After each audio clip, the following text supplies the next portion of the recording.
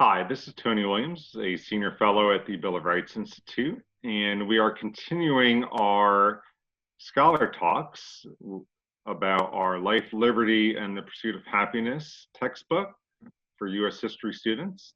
And we are very honored today to be joined by a very fine historian named Ed Lengel. Ed was one of the chief editors of the Washington Papers. He has served as the chief historian of the White House Historical Association. He was the revolutionary in residence at Colonial Williamsburg recently and rewrote their history. And he is currently the director of programs at the National WWII Museum. And he's written just a number of excellent books on the American Revolution, American founding, as well as World War I. And I have a few of those here. We have Never in Finer Company about World War I and the Men of the Lost Battalion here. And we also have General George Washington and Military Life, one of the definitive works on Washington as military general. So Ed, thank you very much for joining us and welcome. It's great to be with you, Tony. My pleasure to be here. Thank you. Thank you. Well, let's dive right in. You wrote a number of excellent components for our Life, Liberty, and the Pursuit of Happiness book. And among them were several pieces on World War II. And that'll be the topic of our discussion today. You wrote one on Pearl Harbor, that attack, also on the Battle of Iwo Jima, and a couple of components on the atomic bomb, one being the development of the atomic bomb with the Manhattan Project, and then also Truman's decision to drop the atomic bomb. And so some really excellent pieces, and you wrote others as well. So I thought we would maybe focus in today on the some events, some really dramatic events related to the Pacific War. So perhaps you can give us a little bit of introduction, help give the viewers a little bit of background, maybe explain some of the causes of Japanese expansionism in Asia and around the Pacific in the 1930s and early 1940s for us. Well, when we Americans think about the war in Asia and the war in the Pacific, we think of Pearl Harbor. That's where it all begins. So we assume that that's the most important event and that the battles that follow between the United States and Japan is what it's all about. And that's really not true, because the war in Asia began much earlier than that. It really kicked off in the early 1930s. The root of much of the trouble was in Japanese aggression. Japanese aggression was fueled by a couple of things. One was militarism. And the Japanese Army and the Japanese Navy both were very expansionist minded. They were both very aggressive. They believed that Japan had a destiny to rule over much of Asia, and there was this kind of determination for the Japanese military to prove themselves. In particular, younger Japanese officers were looking for an opportunity to show what they were worth. They were very eager for war. They felt that Japan had not played much of a significant role in World War I, that Japan had not been adequately recognized as a great power, and that Japan kind of had a destiny for it to have a place in the sun, which was a phrase used with regard to Germany back in World War I. It was really the Japanese. They felt that war was inevitable.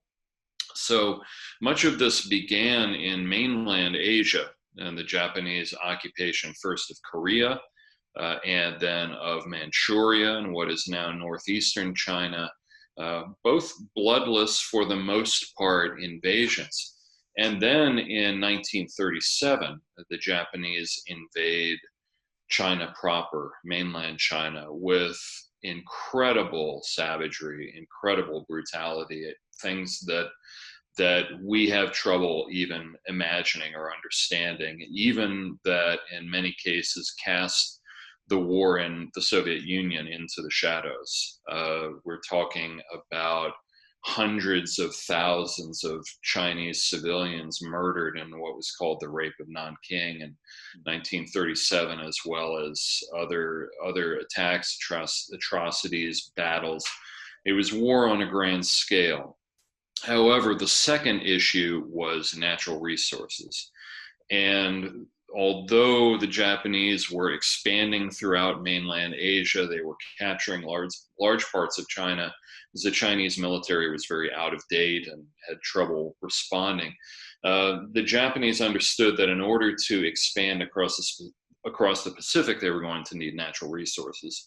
And Japan itself, the Japanese home islands, are very poor in natural resources, particularly things like oil, like industrial metals, and other things.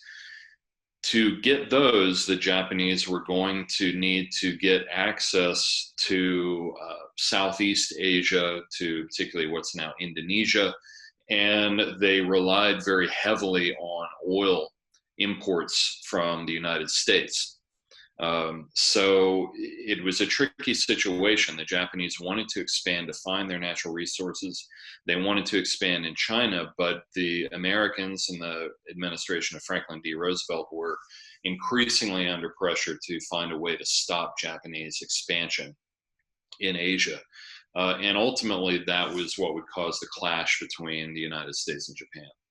Right, very interesting. And yeah, I mean, that leads me to my next question. So how does this expansion lead to the Pearl Harbor attack and war with the United States? So in other words, you've looked at what are the specific long-term and maybe short-term causes of war with the United States?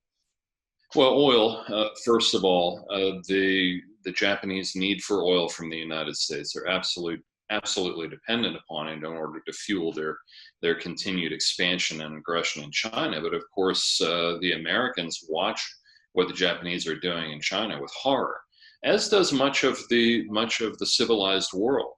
When the Japanese in 1933 are officially dubbed the aggressor nation in China, the Japanese walk out of the League of Nations.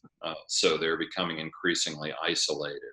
It is ultimately the American decision to begin to curtail and place an embargo on oil exports to the Japanese, as well as military supplies and the rest, that make the Japanese feel that a showdown is inevitable, that something has to be done, and that while they recognize a long war with the United States is not going to work to their favor, they're hopeful in the Japanese military and government. It is a military government in effect. Believe that a quick strike on American naval assets will cripple them so badly that it'll take years for the Americans to recover, by which time the Japanese will have a complete death grip on much of Asia. Very interesting. Yeah. And can you give some sense of those obviously very dramatic events on December 7th, 1941? So what was it like on both sides to experience this attack? Well, one of the background ironies of it is that there are Japanese diplomats in Washington, D.C. at the time, theoretically negotiating with the United States over to try to find some resolution to this crisis. The Japanese are not sincere about this. They've known from the beginning what they're going to do. So it creates huge resentment, of course, in the Americans once they find out what's going on. Admiral Yamamoto, the Japanese Imperial Navy, has conceived this idea of attacking American naval forces at Pearl Harbor in Hawaii, which is the main American naval base in the Pacific, simultaneously with large-scale attacks, air and land attacks on the American possessions in the Pacific and the Philippines. The Japanese fleet works its way across the Pacific secretly, maintaining radio silence and attempting to deceive the Americans that they were on their way. There are hints of what's happening. Had the Americans been more vigilant, they might well have been able to detect what was approaching. But finally, in the morning of Sunday, December 7th, 1941, the Japanese fleet and the aircraft carriers had assembled, I think it's 275 miles off of Oahu, and launched their aircraft. And the attack, the Japanese planes begin to soar over Pearl Harbor, comes as a complete shock for the American sailors. Many of them have just assembled for their Sunday morning services, or they're just relaxing, listening to baseball games or football games that are going on back in the United States. And suddenly the Japanese dive bombers, torpedo bombers, come swooping in. And they do a couple of things. They wreck hundreds of American aircraft that are parked close together on the airfield there, and they also take the 8 American battleships under fire, as well as other American naval vessels, and sink or damage all of the major ships. And there's some 2,000, over 2,000 American servicemen are killed in what would be the largest single day loss on the United States soil up to September 11th, 2001. So it's a huge shock. The only silver lining, and it's a distant silver lining for the Americans, is that their aircraft carriers are not in Pearl Harbor. They are actually off at sea, just by coincidence, on other duties. And that's a big disappointment for the Japanese, because they had really hoped to catch the aircraft carriers there. Right. Yeah. Just an incredible moment, and somewhat lucky for the Americans. So the war erupts. The United States declares war. Japan and the United States are at war. And can you very briefly just provide a basic overview of the events that will eventually go to Iwo Jima? Because I'd really like to hone in on your great narrative on that. So I'm just thinking here about maybe, a quick overview of like Guadalcanal and Midway, Philippines, Leyte Gulf. If you could do that for us, that'd be great. Absolutely. I mean, just to try to put it in a nutshell, the Japanese have already been expanding before Pearl Harbor. As I said, they expanded in China. They've captured the former French colony of Indochina, which is Vietnam, Laos, and Cambodia. That's one of the reasons the Americans declared an oil embargo. On December 7th, 41, the Japanese attack. They also attack British and American possessions and Dutch possessions throughout Asia. They end up capturing Singapore and Malaya and what is now Indonesia. They race across Pacific practically to the shores of Australia. It's an incredibly fast advance. They capture Wake Island, they capture the Philippines, and are able in the spring of 42 to wipe out the American military there and impose upon them the Bataan Death March. The Japanese have an absolute brutal way of treating their prisoners. And it seems like the Japanese really are unstoppable. And they push toward, finally, in June of 1942, toward Midway Island. The American victory at Midway Island, I don't have time to cover it here, is one of the great military victories of all time. It's one of the decisive turning points of the 20th century. And 4 Japanese aircraft carriers are sunk, and the Japanese advance is finally stopped. But trying to peel that back is a long, onerous process. It begins with the 1st Marine Division being sent to Guadalcanal in New Guinea later in 1942. That is a close run contest, a very difficult fight, beginning to work their way across New Guinea to peel the Japanese back from Southeast Asia and the Pacific.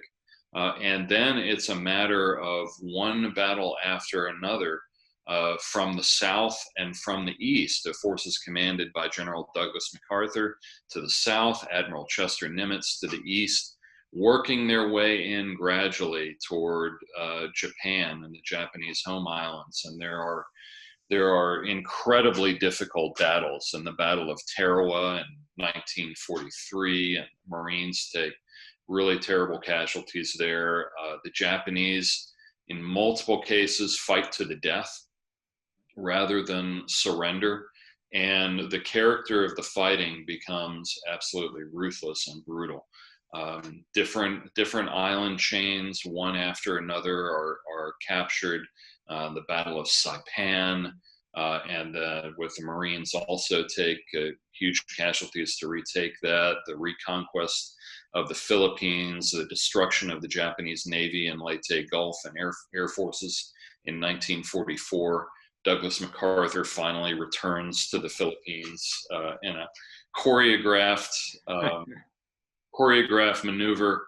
And then finally, by early 1945, the Japanese have been gradually contained and forced back into the immediate region of their home islands, while strategic bombing is pounding Japan into submission. Right, and you know, the submarine campaign and sort of the noose is constricting there, and this island hopping campaign, right, as it's traditionally called. So no, that was a great overview. Thank you. I wish all those battles are just so interesting. I wish we could, you know, have time for each one. So let's go to Iwo Jima. And so what was important about Iwo Jima?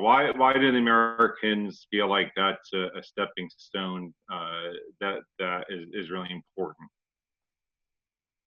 Well, much of this has to do with one aircraft, one of the most important aircraft also of the 20th century, the B-29 or Boeing 29 Superfortress bomber, which was absolutely necessary to carry strategic bombing to the Japanese home islands. The distances in the Pacific were huge and very different from Europe. In Europe, the B-17 could carry the load. In Japan, they needed this new aircraft, the B-29, to carry the load to bomb Japanese military installations and also Japanese cities. And it was viewed as really crucial to success and ultimate victory to prepare the way for the invasion of Japan proper. The problem was, by this point in early 1945, the B-29s had to take a pretty significant detour in order to get to Japan, and the detour around the island chain that included Iwo Jima. And so American military planners decide that capturing Iwo Jima will be necessary to create another staging point for the strategic bombing of Japan, but also a place where B-29s that are returning from the bombing of Japan, if they've been heavily damaged, which many of them were, can have a place to make emergency landings and save their air crews. So they knew that Iwo Jima was very heavily defended, a volcanic island. They knew it was natural defensive terrain, but that was viewed as being worth the price in order to get that aircraft staging point. Right. Yeah, and they're in for a really tough battle, like you alluded to with the defenses. So can you give us some sense of the nature of the fighting there and how the fighting takes place over the course, you know, of the island? So Iwo Jima, as I mentioned, is a volcanic island. It's black sand.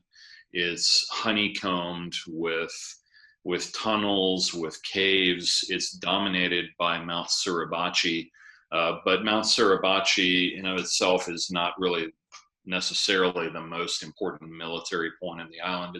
It's symbolic, but it's doesn't bring control of the island just by capturing Mount Suribachi. So the Marines, who have been doing most of the heavy lifting so far in the Pacific, are designated for this landing at Iwo Jima. They come ashore on these black sand beaches with a very steep, very, very steep angle to try to work their way up off of the beaches and inland. The Japanese defenders have dug in, been digging in for months, and they hit the Americans very hard. They've got artillery, they've got machine guns, they've got mines and booby traps, and they force the Marines to fight for every single foot of ground. The American naval bombardment has not had much of an effect, which is shocking, but the Japanese are so well dug in that it's almost impossible to get to them. So when you say dug in, you don't mean a 5-foot trench. I mean they're underground or in caves and so forth. That's right. Yeah, they make use of the island's natural features to give them shelter. So it's practically impossible to get to them. The Marines capture Mount Suribachi fairly early on, and there's that dramatic flag raising that photographed, which actually wasn't the initial flag raising, but was a second flag raising. And of course, we've heard of that movie, Letters from Iwo Jima, that documents much of that, which is a great movie. But no, the fighting is by no means over. They see Marines across the island, see the flag raising on Mount Suribachi, and that does a lot for the morale, but then they have to get down to the fighting to capture the rest of the island, and it takes months for them to work their way across at very heavy casualties, to the point that American casualties actually outnumber the Japanese casualties, which is pretty unusual. They have to kill literally every single one of some 20,000 Japanese on the island before they finally take possession.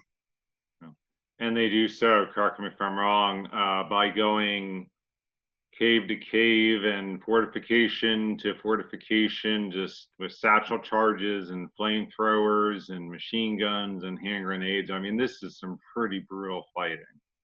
I had the honor a few months ago to meet Woody Williams, who is a Marine who fought on Iwo Jima. He's one of the 2 last surviving Medal of Honor recipients from World War II in the United States.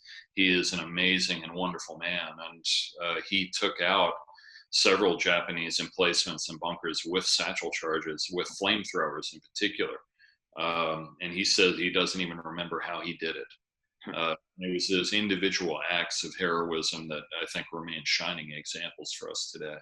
Right, and there's some. Thank you for sharing that. And I think there's some sense in the different books I've read that it's really only those aggressive tactics that really, in the end, save lives, even as difficult as it was, because that's what worked. The artillery and the bombing and kind of that slow use of firepower just did not cut it. It took those individual acts to really defeat the enemy.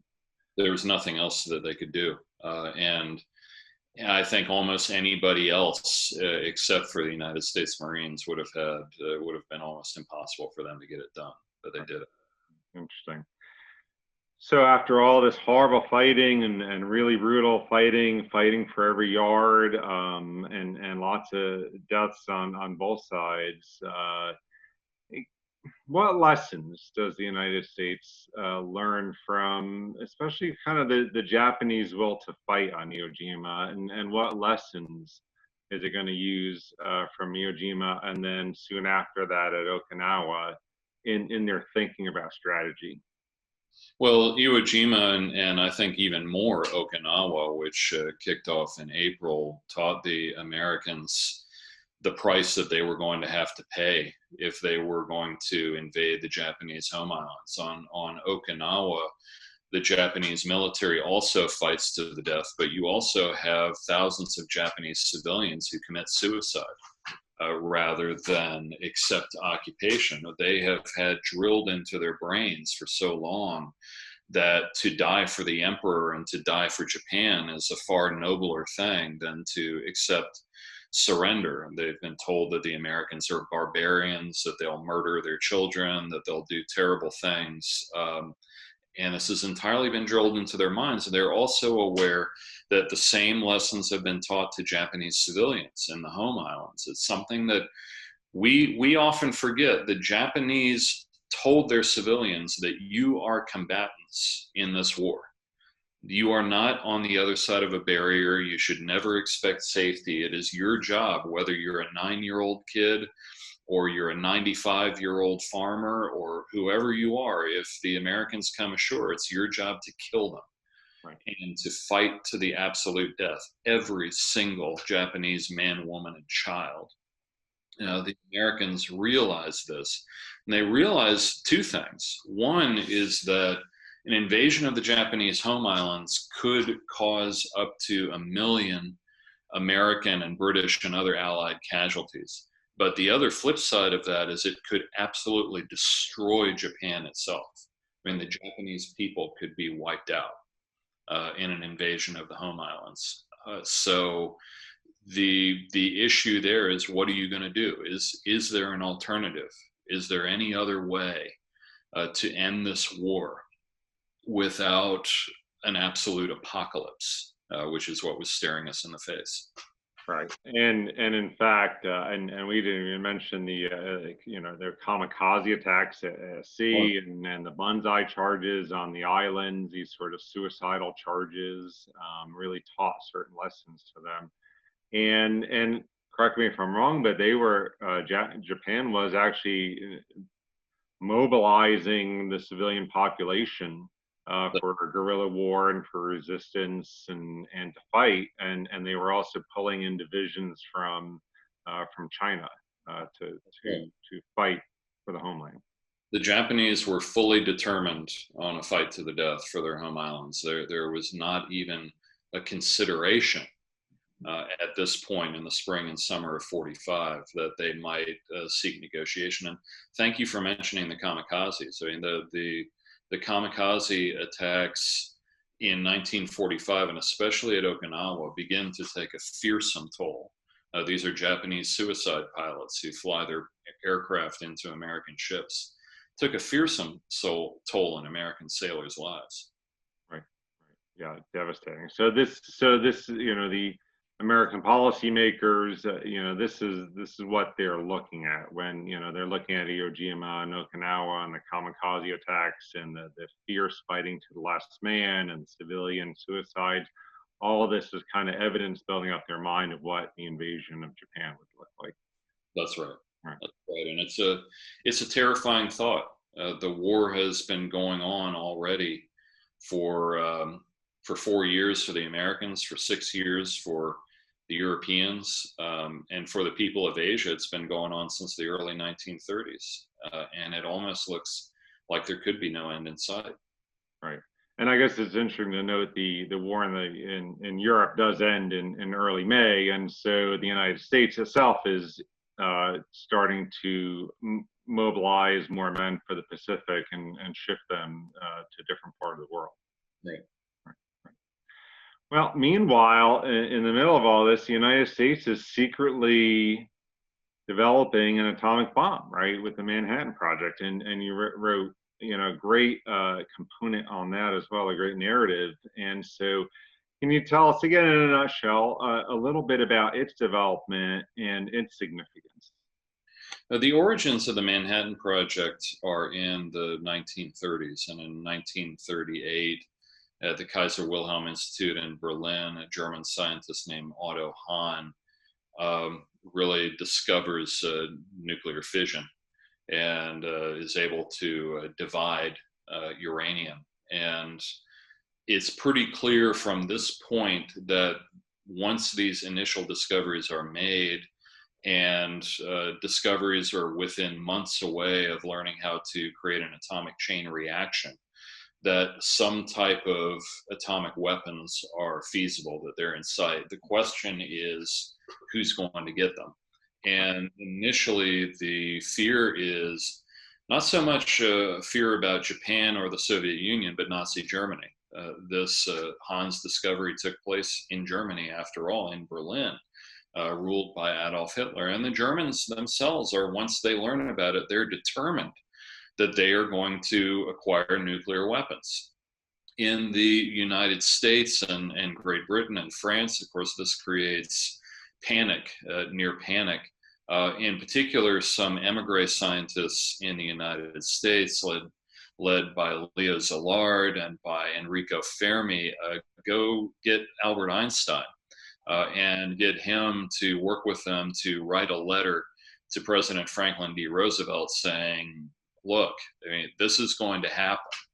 The question is, can we afford to allow Nazi Germany to acquire atomic weapons? FDR responds positively. He says this calls for action. There's something, we need to do something about it. But for the next 2 years in the United States, and remember, the country isn't at war yet, it just descends into bureaucratic ineptitude. I mean, nothing is happening. In theory, they're supposed to be developing a project to acquire nuclear weapons, but it's not really working. The shift of the action, the scene of the action shifts to Great Britain. In Great Britain being in the war, being under pressure, scientists in Great Britain are the ones who over the next few years carry out the essential work to discover that atomic weapons are feasible. This goes on into 1942. They're finally able to convince the Americans to get moving now that the United States is in the war. The Manhattan Project is created. The term Manhattan comes from a U.S. Army Corps of Engineers engineering district that in Manhattan that was the original kind of oversight agency. And so the project was named after that. It went on to become a code word. What you see over the next few years is a marriage of American scientific power and industrial might with British know-how.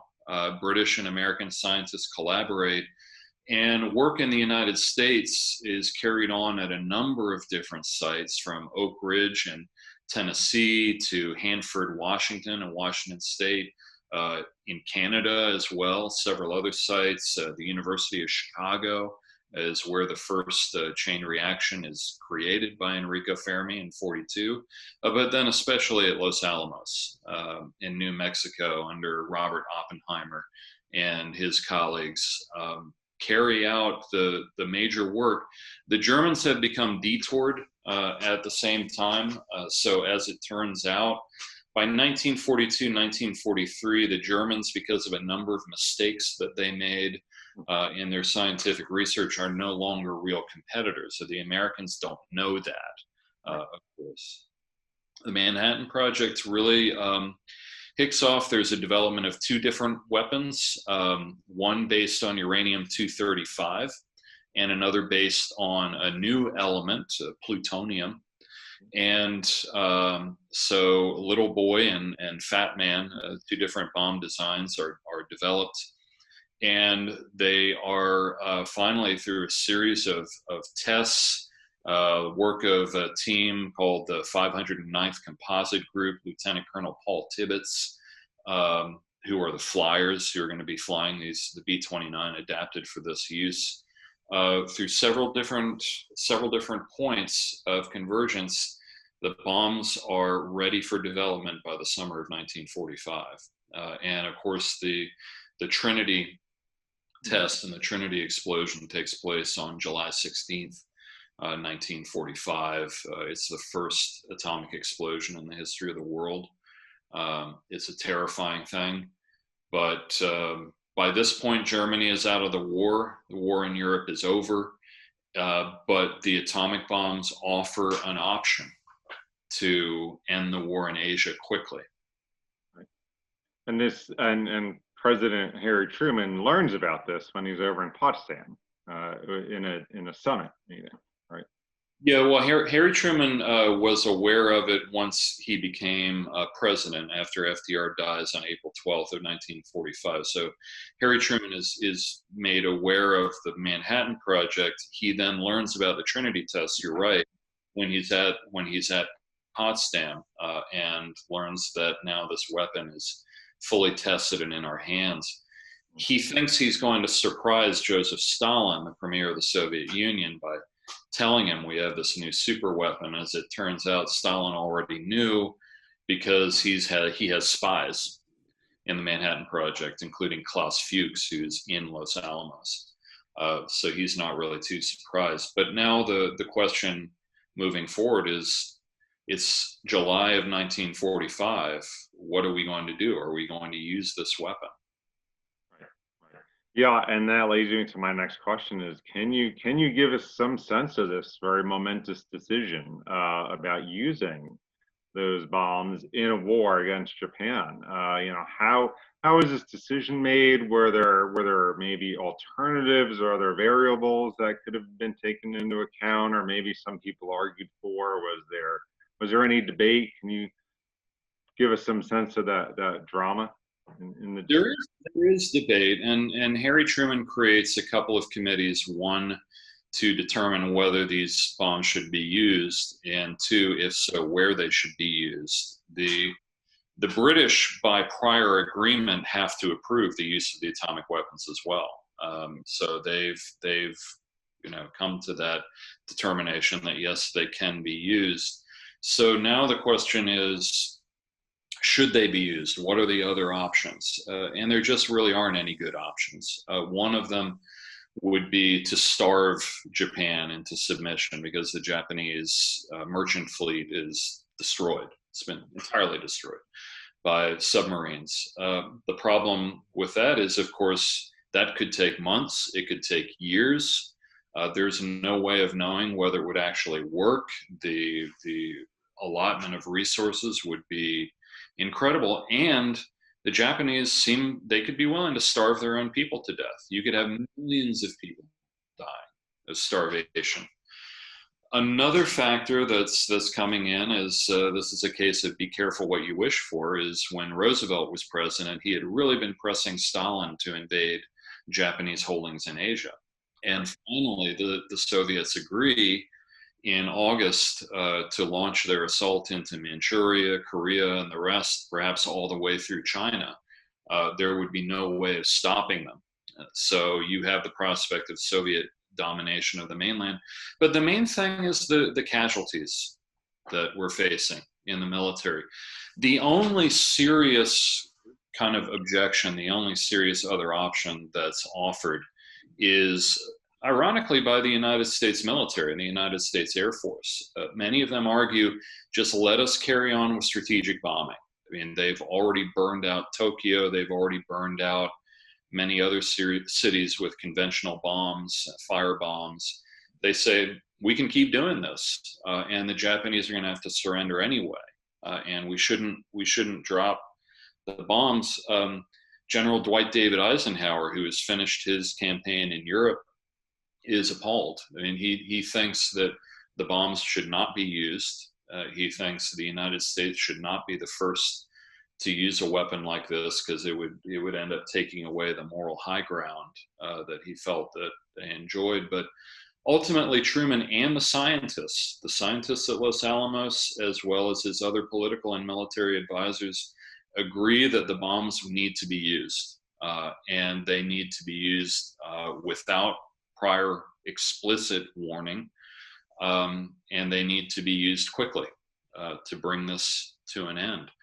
The decision is made to hit Japanese cities where there are military facilities and cities that have not been destroyed yet.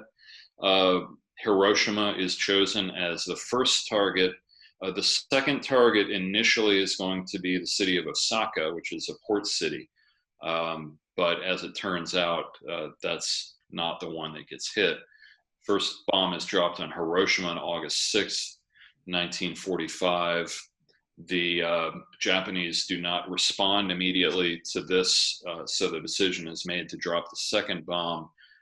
First, they attempt to hit Osaka, but cloud cover prevents that, so they go to Nagasaki instead, which is bombed on August 9th.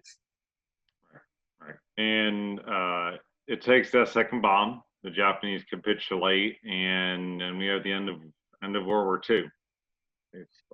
Yeah, and there could potentially have been a third bomb if it had reached that point. By that point, the Americans are able to churn out one bomb every few weeks, and there is another bomb that's on the way. Right. Bombing at Hiroshima, I think we still don't know how many people were killed, but Hiroshima, I think it's something like 140,000 people are dead by the end of the year, from both immediate and after effects. Nagasaki is somewhat less because of the nature of the terrain. The Japanese military is still ready to continue the fight. Many fanatical Japanese officers say, we're all going to die anyway, so let's keep fighting. It's the intervention of the Emperor Hirohito, who has remained silent up to this point, that ultimately forces the Japanese decision to surrender. Okay, and you don't have to respond to this, but you know, obviously this is all very important, and you can maybe just in terms of some concluding thoughts and reflection. I mean, obviously this will then, you know, you mentioned the Soviet Union and the atomic bomb. We get, you know, we get all the suffering of World War II, but we immediately sort of launch into this Cold War and a nuclear arms race and so forth. So. You know, the world is very much changed by all this. So if you can maybe offer some reflections on the war itself and maybe some of the courage and sacrifice it took to defeat Imperial Japan, but then also maybe some of its lasting effects.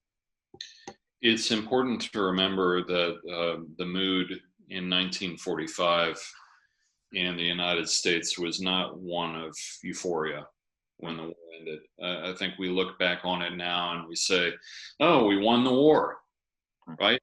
So everybody's celebrating in the streets, right? Everybody's happy. No, that is not the mood at all. The mood is one of fear. The mood is one of depression. No, the losses, we've lost hundreds of thousands killed in action. We have a world in ruins in Europe and in Asia. Yes, we're the most powerful country in the world, but the world is in ashes. So what's the future look like? We have a rising, devastated, but still very powerful and very angry and very hateful regime in the Soviet Union.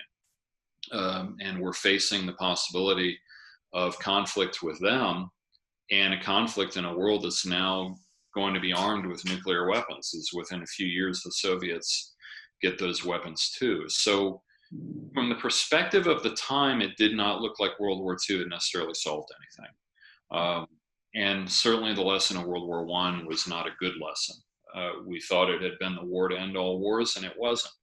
So for years, decades after World War II, we faced the possibility of renewed conflict.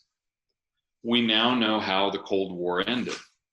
We're now facing a world with new challenges that young people are going to have to deal with in generations going forward. So the example of World War II is one I think that we can find in looking at individuals and individual stories, and what national unity can accomplish, what togetherness can accomplish, what recognition of the first principles, the founding principles upon which the United States was based, embracing those and recognizing how those could fuel a war effort that was greater than anything this country had ever seen, and ultimately bring the country to victory.